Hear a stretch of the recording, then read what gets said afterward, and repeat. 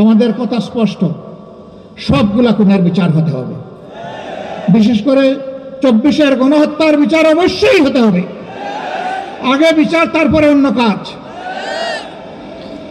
এ বিচার না হলে শহীদদের আত্মার সাথে বেঈমানি করা হবে। শহীদদের আত্মা কষ্ট পাবে।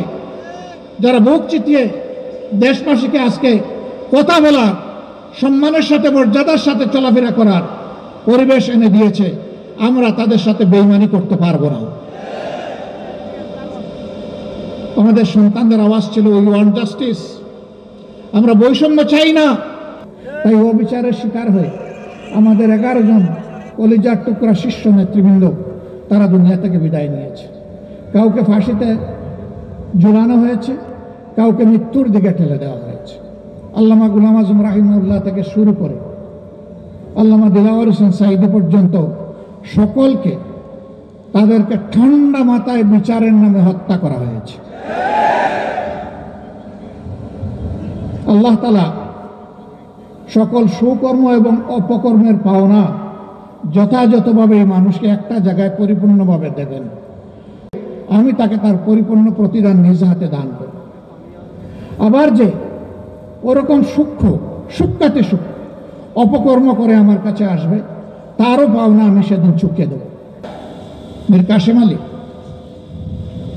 তিনি তো আমেরিকায় ছিলেন, আমাদের সংগঠন বলে নাই, তার দরদি বন্ধুরা বলেছিল don't come back to Bangladesh, বাংলাদেশে ফিরে আসবেন না। তিনি বলেছেন কেন? বলেছে আপনার বিরুদ্ধে মিথ্যা মামলা দিয়ে আপনাকে অপমান করবে।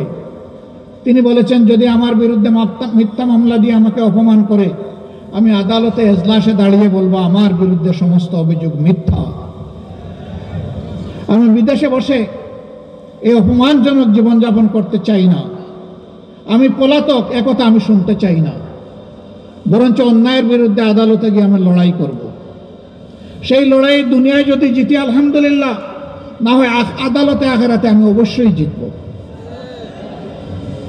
এই ইয়াকিন, এই কারেজ, সৎ সাহস নিয়ে তিনি দেশে ফিরে এসেছিলেন।